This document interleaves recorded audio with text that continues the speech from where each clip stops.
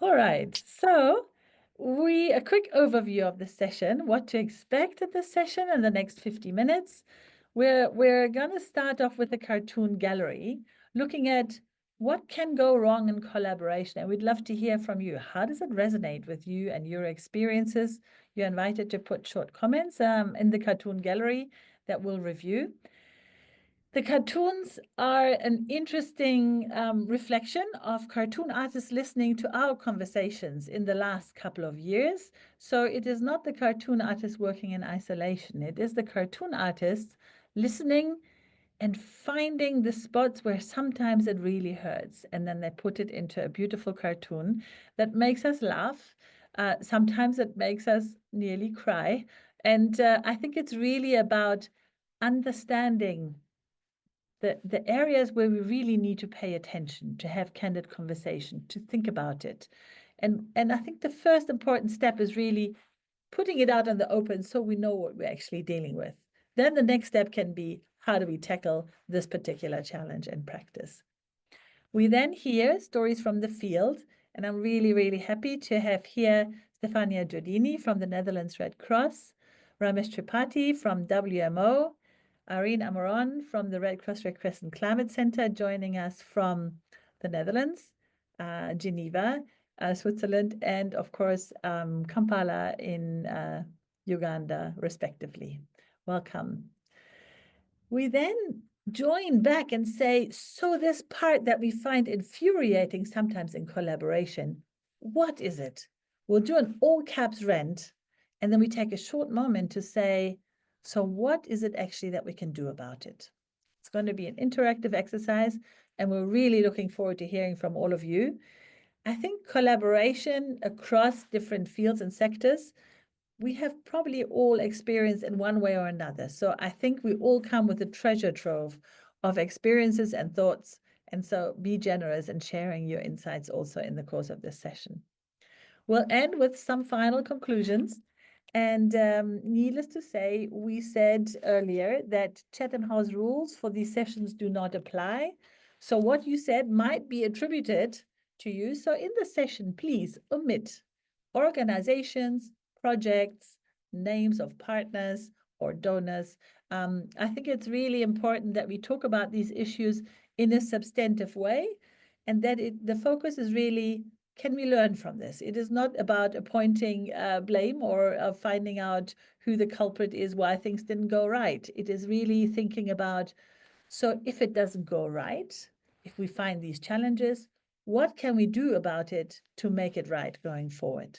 So we hope in this spirit, we are launching into this segment, and we will first of all ask you to look at the cartoons. So if you can share the link in the chat, Florence, if you have done so already. I will now open the cartoon gallery so we can actually see the cartoons. So you should be able to see the cartoons, and please feel free to comment. Comment here in the text box, press the little enter button, and if you have a slower connection, press the enter button only once so you don't make the system like hang up. And move around, have a look at all the comments. There are more than 20 cartoons. You'll see the other comments emerge as people type them, and we'll just take a couple of minutes to really look at the cartoons and see what are the comments that are coming up. I hope you enjoy the cartoons. We'll look at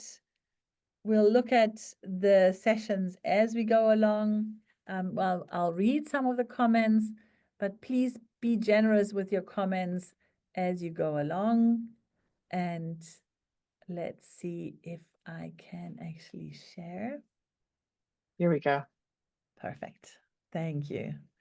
Let's see if we can skip over to see if there are some comments already there. All right, more comments coming in. Keep them coming. Really nice to see. We haven't seen any comments here yet. All right, here's the first batch of comments. You can see some appreciation for the comment, for the cartoons. Let's see.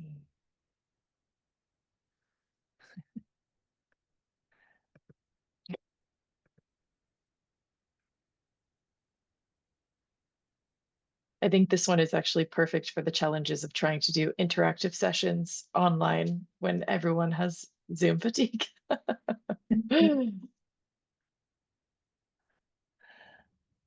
Great. So we'll give it a couple more minutes. So make sure you're going to look at all the cartoons. We'll leave the gallery open after the session also. So if you want to, you can maybe return back to the cartoons. We can also share the cartoons on the D&C website. If you'd like to use them for your practice, to tackle some of these challenges or to tell the story about this session and some of the discussions we had, you're welcome to use them, of course, for your own presentations and your work. Fantastic. Let's see what some of the comments are.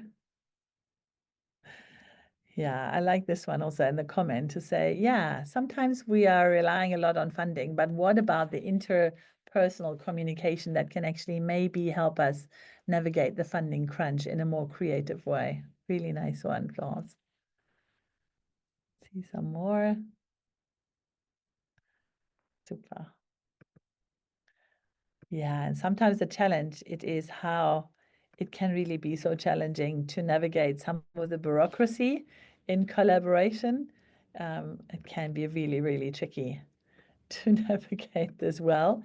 And I really love this one because it certainly resonates sometimes that everyone has their own system and we're dealing with this diversity as we go along. Yeah. Also, there's almost like a snowball effect sometimes with the complexity that we start with an idea together, and then as it builds momentum, as different people join the team, as we shift to different donors or different places, then we end up with this giant pile of paperwork and we forgot where we really started. So this one, I think, also very much resonates.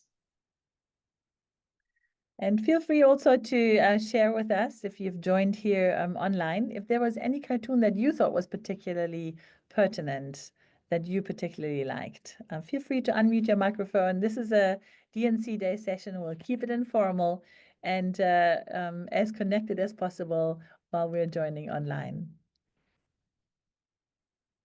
Yeah, what is the price tag on grief? And I think it can be climate grief of the losses and damages that we're experiencing, but also, I guess it can also be understanding empathy and emotions in collaboration, right? So collaboration is not just transactional. It's not just about spending money and achieving certain results. It is also about humans that come with their heart and their emotions and their quirks and their preferences, of course, in this.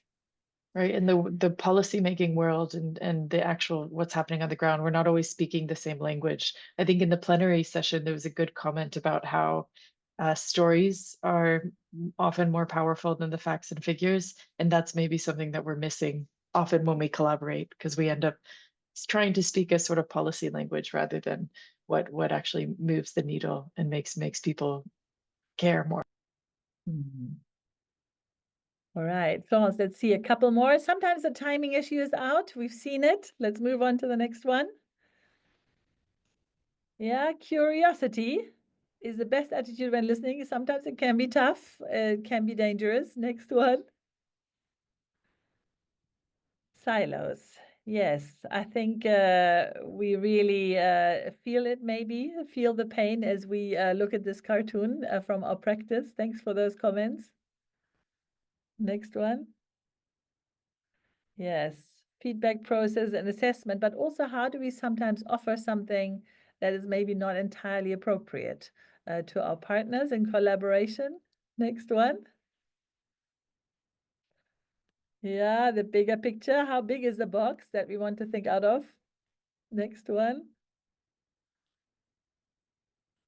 Spirit of D&C Days. Now we need people to listen, to think about creative futures. Maybe we stop here. These cartoons are to get you into the right mindset and hopefully into the spirit of what we would like to unpack in the upcoming session. Thank you, Florence. Maybe you can stop share your screen. Perfect. Because now it is my pleasure to start with a bit of a storytelling moment. And for this, we have here Stefania, Ramesh, and Irene to share with us how is it that these stories are from your practice can shine a light on what are the challenges of collaboration and also what is the beauty of collaboration. You know, when you look at an object, you have maybe a side where the light shines on and looks beautiful, and a shadow side that is maybe less beautiful and a bit more challenging. And I think I'd like to kick off and say, Stefania, would you like to go first and share with us your stories around collaboration between agencies? How is it difficult? How is it easy sometimes? I think you can tell some stories from Water at the Heart if you would like, but also feel free to be more broadly and draw on your entire experience. So the first story from Stefania. Absolutely. Thank you so much, Bettina. I'm really happy to be here. I'm Stefania from the Netherlands Red Cross, and I'm not born in the humanitarian system. So I have been working in consortium and in large collaboration since my university time. I worked in astrophysics. I then worked in robotics. All of these developments as humanitarian aid work in extremely large collaboration. I have terrible stories and beautiful stories with me.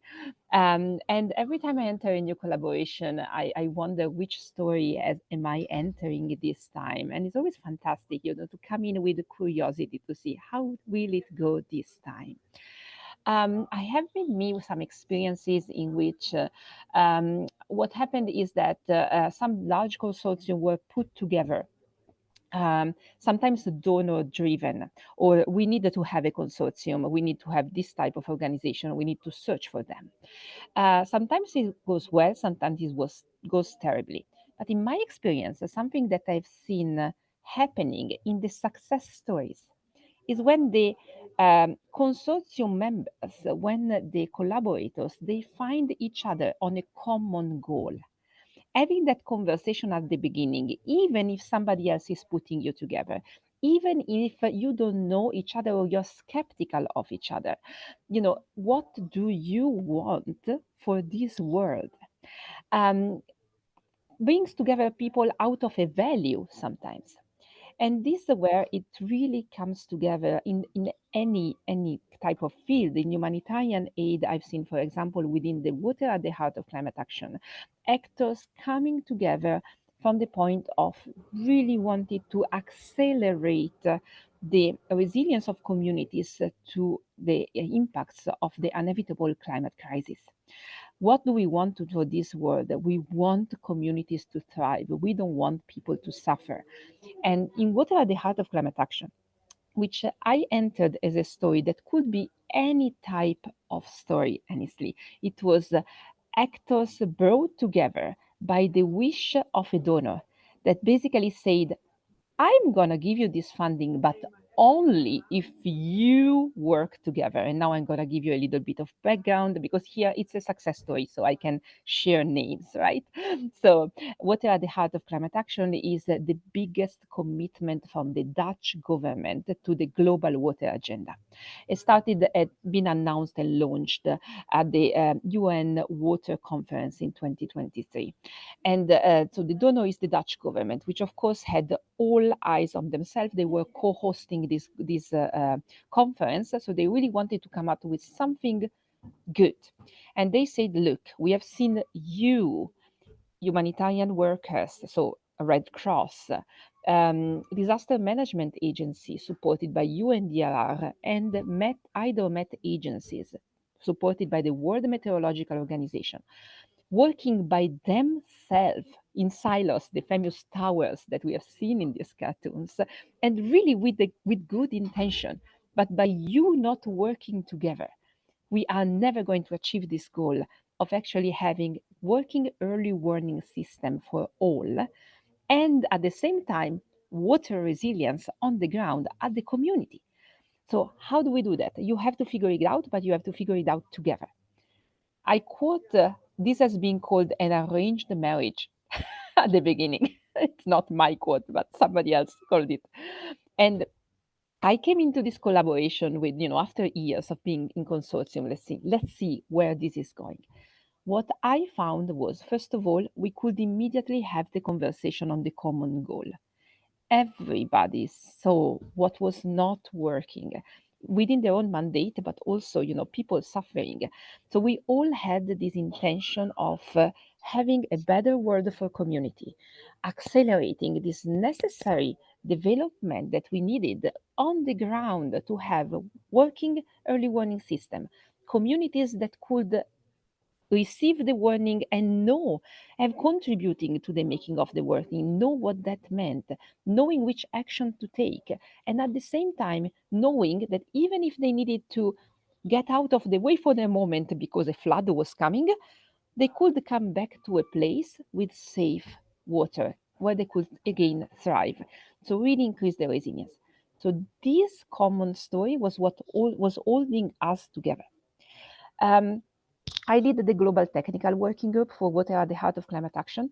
So I am privileged to work with all the technical people from the different agencies. What I saw there was really also openness of explaining how each other were working. So coming from the Red Cross, of course, we're working in a very different way than what is at the World Meteorological Organization and that UNDR. But honestly, we are in bi-weekly meeting, like doing very candid question to each other. So like, how does this work for you? And every time still, now we are in the second year of implementation, we still discover new things from, hey, I cannot travel if you don't give me at least 21 days before an alert. Very, very little detail, but they allow us to meet. Or, well, actually, my work starts here and finishes here, and I don't have any sphere of influence on what you're asking me to do. You have to ask somebody else. Um, Also, very candidly, we share with each other what are the red lines. In the sense, for example, I work for the Red Cross. So we work based on 7 principles. One of them is neutrality. We work with any community. So we don't pick community. Everybody most vulnerable is our target. Um, we discover, for example, the red lines for the Met agencies. Like, for example, the need of, this for me was something that I knew somewhere in my brain, but it made very, very, very concrete when Ramesh explained.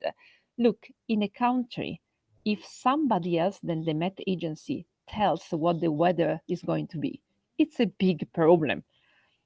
It's really dangerous at the end of the day for the people on the ground. And that actually made it very, like it helped us internalize this. I mean, we in how we needed to work with the other agency. The same with UNDRR. So for me, has been a really big success story. One, because we could, from the beginning at the conversation, we have a common goal, a common value. We're really driven to do something for the population on the ground to make it work. And on the other side, also being able to have these curious questions and having curiosity with each other and really, telling to each other, look, I cannot work in this way. We have to find another way of doing this so that I can have my mandate. I can keep to my principles and still doing the work together with you. And so far, what I see is really openness from each other.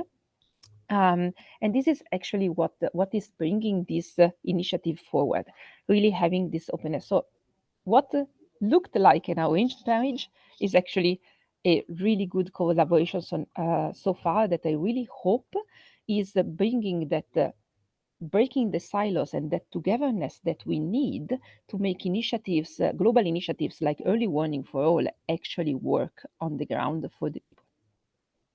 Thank you, Bettina. Fantastic. So a very positive way to kick us off. We will get to the gritty parts also in these stories, and we'll grill you some more about it just now, Stefania. But thank you for kicking us off in this positive way to say, if we get it right, there's curiosity, common goal, common values, and a good understanding of where the red lines are, where you really should not go. That is maybe a good basis for a partnership. Now, we'll come to the gritty parts. And without further ado, I would like to invite Ramesh Tripathi from WMO. How is working in collaboration with you, and what are some of the beautiful and maybe some of the darker sides of collaboration? Over to you. I'm going to spotlight you, and the floor is yours. Yeah, thank you, Bettina. And firstly, thank you for the invitation and the opportunity for me to share some of the experiences or stories related to our actual work in various projects and special focus on Water at Heart of Climate Action project where we are collaborating together. So, yeah, just to start off, and I will also use what Stefania mentioned that, WMO is now promoting, to ensure that we are not just working or sharing information about how the weather will be, but how the weather will create this kind of or any kind of impact. So based on that lines, I think we are collaborating in Water at Heart to ensure that, we are supporting various other users that are needing these kind of warning or advisory messages so that they can carry out anticipatory or response action. For WMO, we work on the entire value chain, starting from data collection, modeling, forecasting, and then based on the forecasting, as I was saying about the impact, we are promoting this impact-based forecasting where we need support from Red Cross, disaster management, because this exposure vulnerability data are available with disaster management, Red Cross, or some government agency within the country where WMO does not have access, or even our members which are working in hydrology and meteorology. So in a way, the collaboration is very important. And then once the impact based forecasting is there, how it should be communicated to people or to any stakeholder that has minimum knowledge about understanding of the forecasting, and to make sure that these warning messages or advisory messages are timely, actionable, and very specific, so that we can minimize the loss of lives, livelihood, and any other impact that could be created.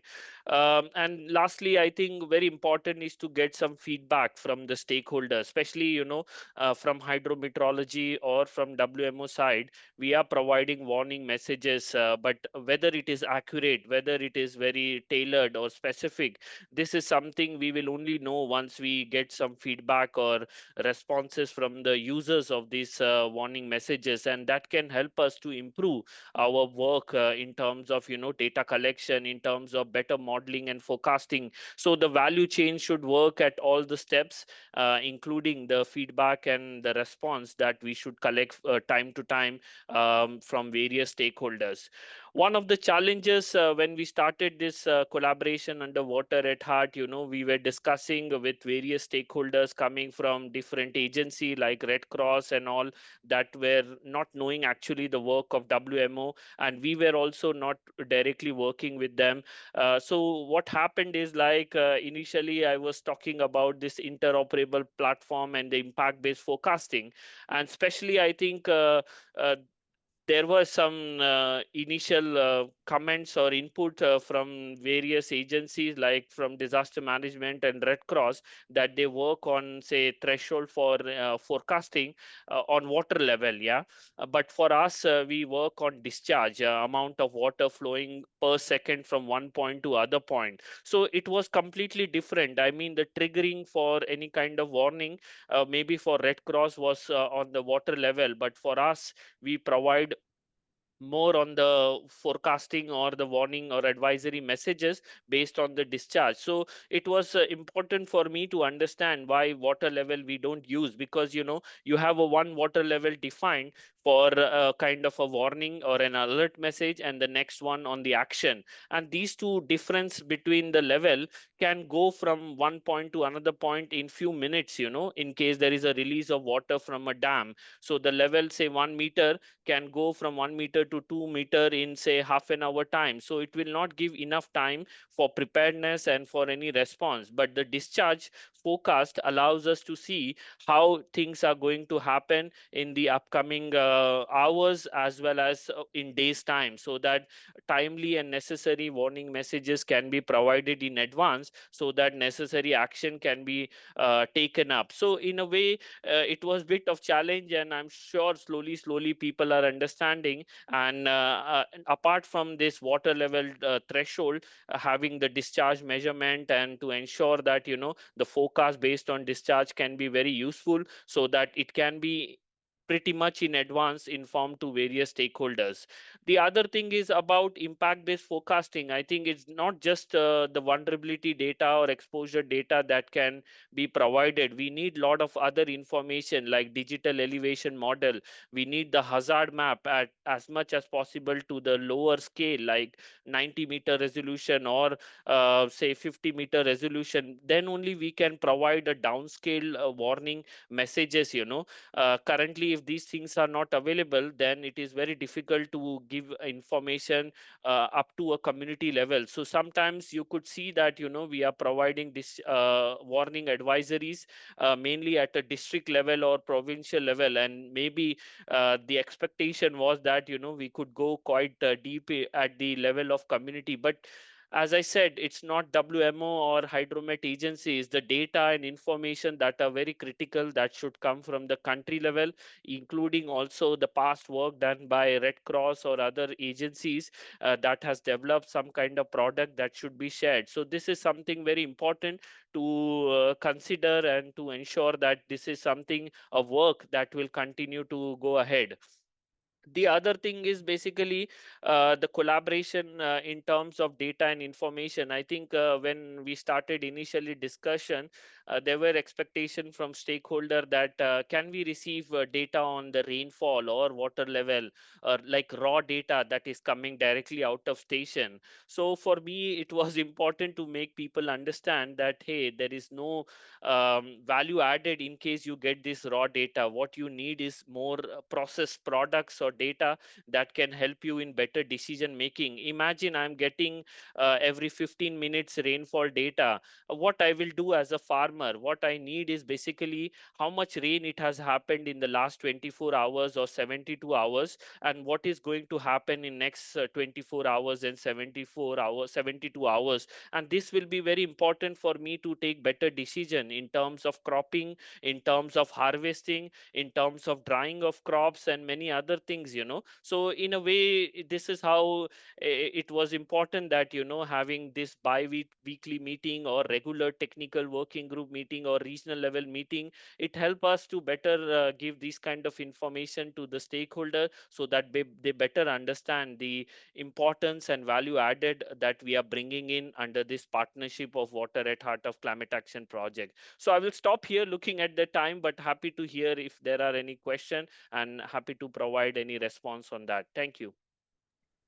Thank you so much, Ramesh. I think I really love that you touched on the challenges but to also really say, resonating with what Stefania was already saying, it's important to have a common calling.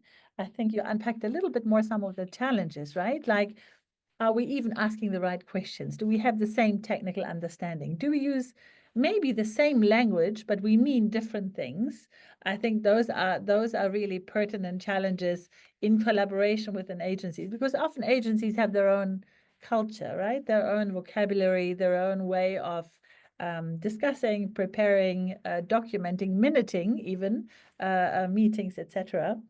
And I really loved the sort of the example that you gave around how initially it was really hard, and how maybe with patience and empathy you can understand what the other person actually means when they talk about a particular thing that to you is very clear, and suddenly you hear an interpretation that is different to yours. Thank you so much, Ramesh. Also to you, I will come and ask you for the things that really drive you crazy when you are at a point where you say, I wish I could just do my own thing and didn't have to collaborate. What is it that makes you feel this? I'll leave you with that thought, and I will hand over to Irene before I come back to Stefania and Ramesh to give us your story, Irene. We would like you can be positive and give us some grit as well. Irene, over to you. All right. Thank you so much, Bettina. Good afternoon, good morning, good evening, wherever you are. Yes, my name is Irene Amron, and I'm with the Red Cross Red Crescent Climate Center. And I will also build on the experiences from the Water at Heart, because it's our current bouquet of flowers in the early warning for all value chain as well, also given the diversity of stakeholders that are engaged.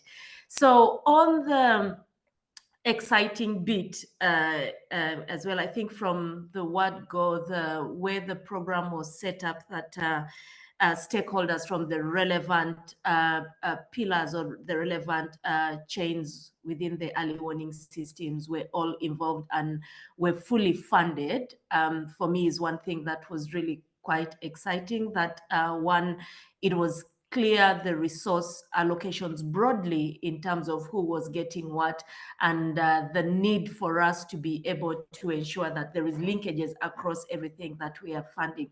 So also I think this is related to what Stefania had mentioned at the very goal. This arranged marriage was arranged on paper, and then we made it happen, and we're all clear in terms of what our roles and responsibility and the coordination around that.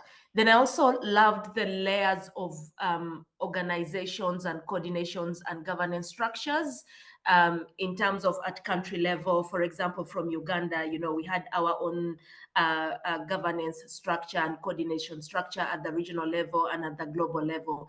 And these structures were all speaking to each other. So there was a clear chain of communication across all the different structures. But I'd like to detour in terms of where we had challenges as well. And like all of us in this room can attest, is we all aspire to collaborate. There is no doubt whether we should or we shouldn't collaborate. Collaboration is the way to go as well. But we also recognize that it can be very, very challenging and sometimes very costly in terms of being able to achieve the objectives. And while, we have this common adage, too many cooks spoil the soup. Within our space, I usually say too many cooks spice up the soup, but sometimes the spices may be too much, and we'd need to be able to see how do we make the right spices for the right soup. So in terms of the challenges, one of our common challenge has been sustaining the energy, the interest, and the motivation in terms of this coordination and collaboration space as well. At the very beginning, all of us are always excited, we are energetic, and along the way, this kind of starts to go down. And this can be attributed to many reasons. And in my view, for me, one of the things that I think has kind of slowed down our interest, our energy around these whole expectations is what I would call the unsaid and unmet expectations.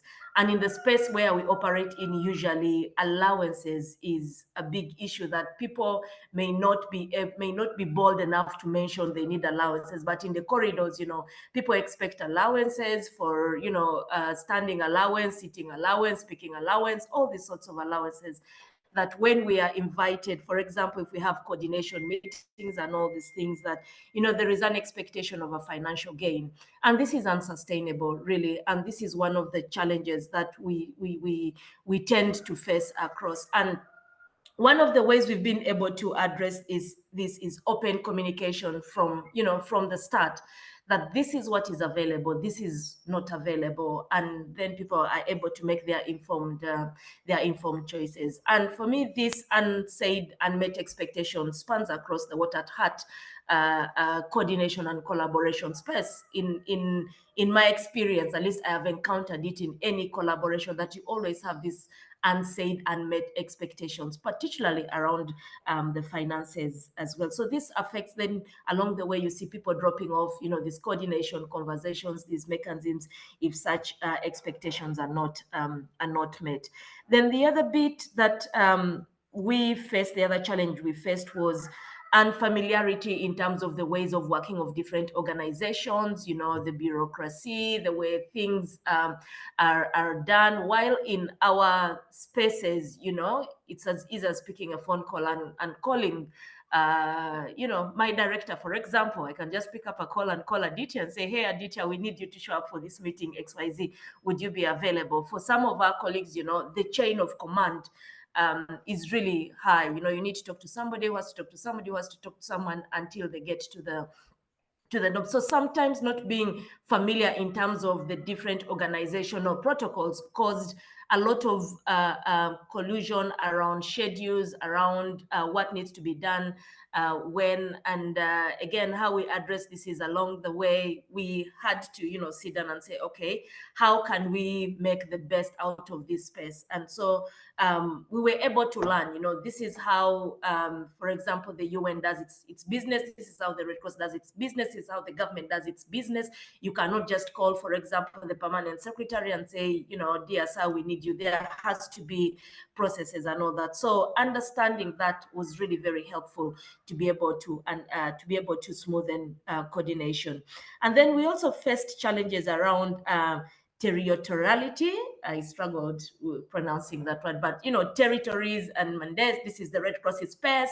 We've been here for a while. We know everything and all these things. This is so and so space and all that. So kind of protecting and speaking to the silos that we saw in the cartoons as well. And I mean, it's natural to want to protect your space. It's only natural enough. But as we talk about collaboration, some of these walls need to fall down so that we are able and able to complement. We are able to let others into our space and also step into each other's space. Because I believe, the sum of everything that we bring on the table is what matters the most. And I'm happy that, yes, it was a little bit of a challenging start at the beginning with the territoriality, the drawing of the walls and all these things.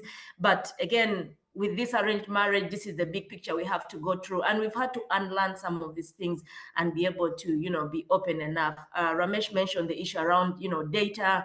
Data has always been a very big challenge in this whole space of developing, the IBF systems and all that. But the conversations are now going and you're seeing some doors opening to be able to make this happen. So at the end of the day, challenging as it is the way to go, and we must invest the time, the resources, the energy on coordination, despite the challenges. Thank you. Thank you, Irene. So really interesting to talk a little bit about the financial side. And I also thought I liked that to say that if you want to partner, it's really important to be aware and cognizant of this prickly issue of finance and budgets, right? Are partners having budgets? Are they actually able to come to meetings? Are you complying with your different rules and regulations? And is it different if someone is invited by a UN organization or by a Red Cross partner to a meeting, because the per diem will be different, and what is the implication of this for the processes and people's engagement? So lots of dynamics to navigate there. I also really like to say that you say we all want to collaborate, and sometimes it's not so easy. Yeah, I think at the heart we say in theory it's beautiful, and putting it into practice needs a little bit of mindful guiding the process as we move along. Organizational protocols, a big important one to understand one another, and I think linking also to what we heard earlier, what are the red lines? An organizational protocol in these processes as we collaborate. And of course, the question of territories, competition, I think we also saw in the sailboat exercise earlier, there were quite a few elements in the sailboat exercise that resonate with this discussion, to say we would love to have more solidarity, we would love to be more connected. And sometimes it is hard because we're also facing changes around finances that makes it sometimes a bit trickier to collaborate like this. Now, I would like to spotlight Ramesh and ask the audience, do you have a tough question for them? Any one of them? Let me just add a spotlight. A tough question, please put it in the chat. And while you do this, I want to ask a tough question to Stefania. Stefania, without mentioning names or projects or organizations, what is it that for you is the worst thing that will ruin any collaboration?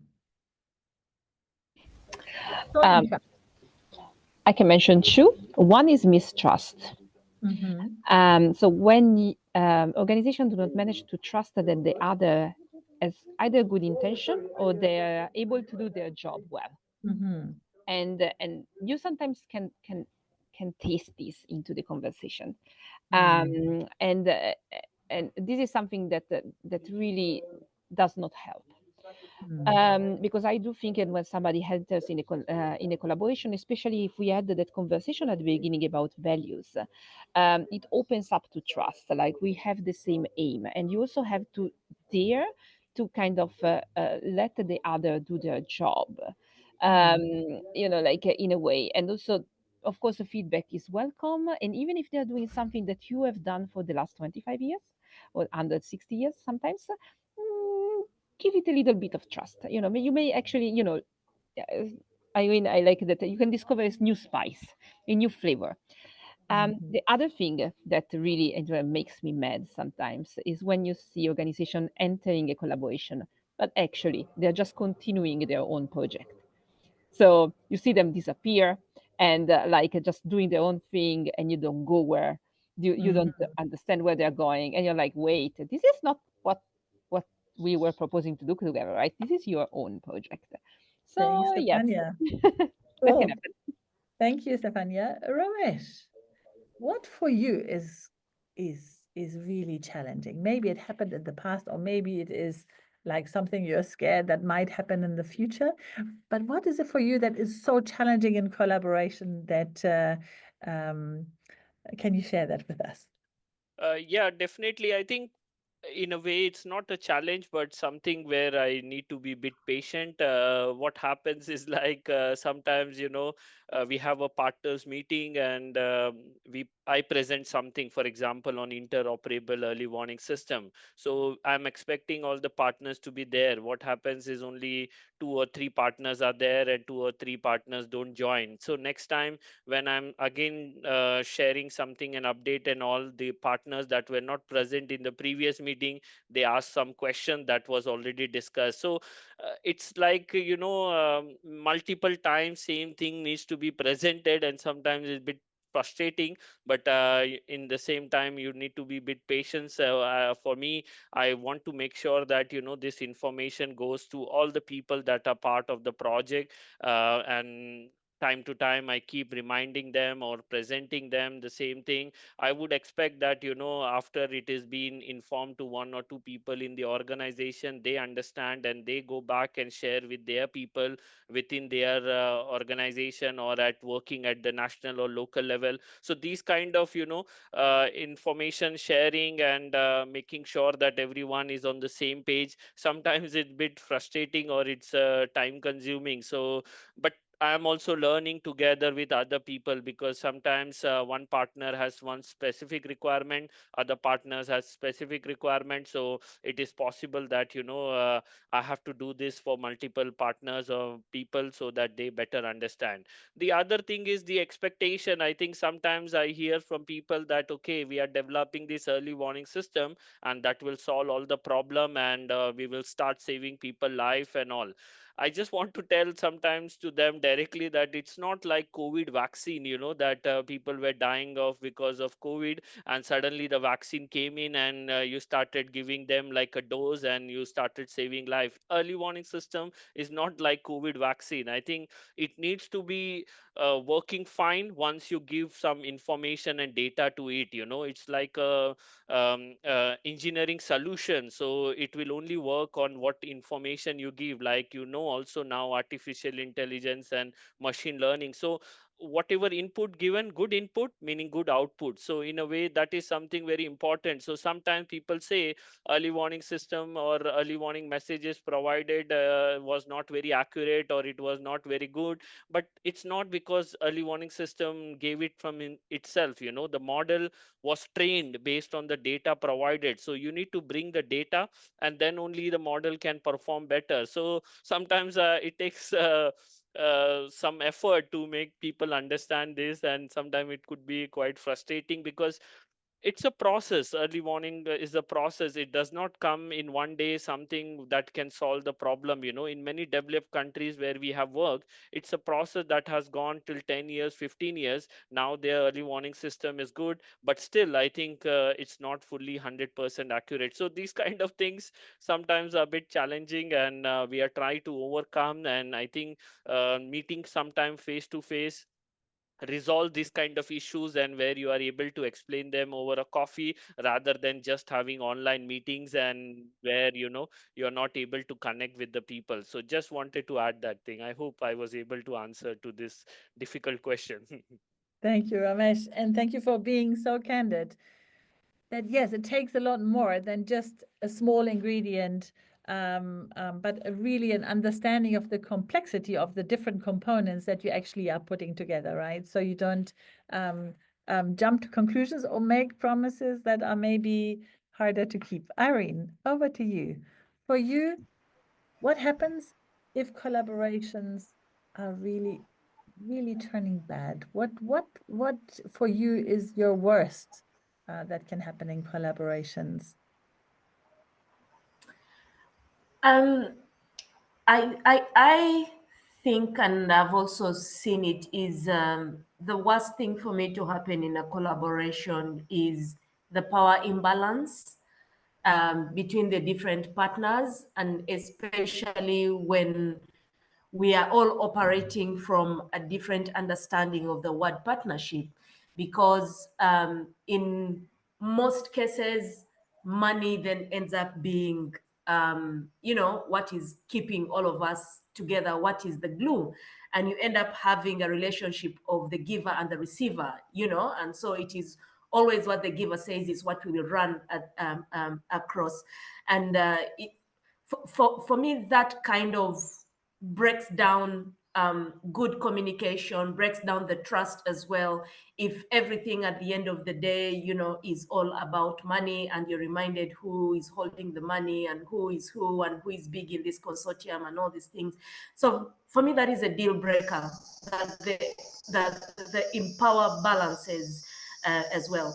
I must say, we've not encountered this challenge within the Water at Heart as well, because again, I think the arranged marriage started off on a good note. But beyond the Water at Heart, I also want to believe each of us here has been in a space where we've experienced these empower imbalances. And then the other bit is, while we do recognize that, yes, humanitarian work is actually humanitarian business, we are all running to the same donor for the little money that is shrinking. And with business comes competition to be the best of the best.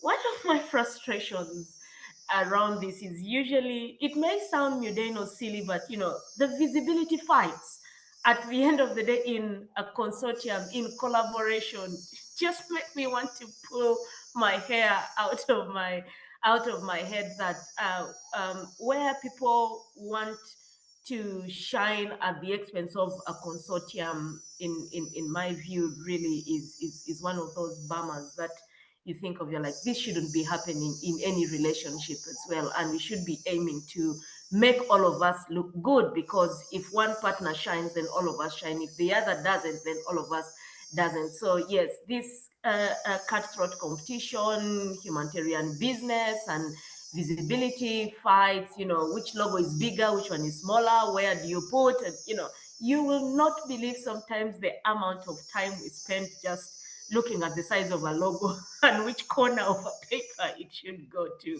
Yes, as well. And of course, these are things that we don't usually talk about, but yeah, so those are some of the challenges I have seen and experienced in the collaboration space. Thank you. Thank you so much, Thank you so much, Irene. I think these are fantastic reflections. We're nearly at the end of the session, but I really want to just highlight that I think when we talk about what does it take for our communities, for governments, for regions to be resilient, I think we really, have a very strong sense that we need to think in broader systems. We need to think really, we cannot afford not to draw on all knowledges that we have available, and we need to make good sense of them. So thank you so much, Stefania, Ramesh, Irene, to give us a couple of pointers. We hope you can all take it into your practice, and we'll keep the rant for later, I'm afraid. These were really important points. We will share the cartoons, and I'm now handing over to Aditya to say, Aditya, so how does it all relate to COP and the processes happening in Belém? Over to you, Aditya, and thank you again, Irene, Ramesh, and Stefania. What a fantastically rich conversation. A huge thank you to Bettina and Flo for organizing the session, and to the wonderful speakers for trusting D&C Days to have such a candid, meaningful exchange. All right, a few key thoughts and reflections. I'll keep it very brief because we're over time. One is, let us all acknowledge that what we're trying to deal with is the most archetypical wicked problem, the most complex issue of our times. It is really a polycrisis that we're engaging with. And so there are no easy solutions, and certainly no single person or entity will ever have the answer. And so collaboration, coordination, alignment, engagement between different agencies and institutions is absolutely essential for us to make a dent in solving this problem. And I think this is very much the spirit and heart and essence of the Early Warning for All initiative that has been mentioned a few times in this session, but some of you may not be fully aware of what it is. It's an initiative that was launched a few years ago and has four pillars. One is on disaster risk knowledge, which is led by the UNDRR. One is on detection, observation, monitoring, analysis, and forecasting, led by WMO. There's a warning and dissemination component led by ITU, and a preparedness and response component led by IFRC. And the Water at the Heart initiative that has also been mentioned a few times is one of the avenues through which this big global initiative is being operationalized on the ground. Now, Bettina, to answer your question quite directly, we expect the issue of early warnings to be represented quite clearly in the COPs in 2 or 3 different ways. One is there has been a gradual increase in the number of nationally determined contributions, or NDCs, that are starting to reference early warnings. And at COP30, we are going to see a bunch of countries submitting new NDCs. So it'll be interesting to see how early warnings feature across them. I'm quite sure that they will feature in one way or the other. So NDCs is one way. The second is the global goal on adaptation, which is also one of the key agendas for COP30. And there are at least 5 specific mentions of early warnings within the global goal for adaptation agenda. Again, if these are adopted in the way that they have been proposed, it will give a big push for enhancing early warnings and, crucially, for tracking the degree to which early warnings are proving effective. We also expect that early warnings will be discussed in the technology and capacity pillar of COP30. And I won't go into too much detail. There are a number of sessions across the COP agenda that you can easily search for that are sharply focused on the issue of early warnings, including a really exciting session which will look at early warning systems through NAPs and NDCs, for instance, as one example. I close by saying that through all these conversations over the last 50 minutes, what's clear is we need different kinds of alignment to make the magic happen, to make interagency cooperation a success. And I counted at least 4 or 5 overlapping types of alignment. One was alignment on a common goal, alignment on a common value, alignment on asking the right questions as part of the enterprise that we're all part of, aligning culture. And we've all heard the truism that culture eats strategy for breakfast. And therefore, what Irene raised was a really good point about different cultures between different organizations clashing with each other, and us taking some time to understand what the culture of the other organization might be. And crucially, we also heard about aligning expectations. This is very key. And so if we can keep these different kinds of alignment in our minds as we enter into new partnerships, I feel like that paves the way for more effective interagency collaboration. And yes, I was interested to see numerous mentions of arranged marriages. As a South Asian, that's an issue that comes up often in conversations here. So Ramesh and I are very familiar with the concept. Back to you, Bettina. Thank you so much. And thank you all for joining. I hope you can take some of this into your practice, maybe reflect also on your experiences in interagency collaboration. I totally agree, Aditya. We cannot do without it. We have to tackle it. We have to make the most of it. And we don't have the luxury of time to really be slow with it. So let's see if we can really move it forward in our practice. And with 1 minute to spare before the next session starts, I want to say thank you so much for joining this session. We're looking forward to seeing you at other D&C Day sessions in the course of today. Thank you to all the speakers, and thank you all for joining.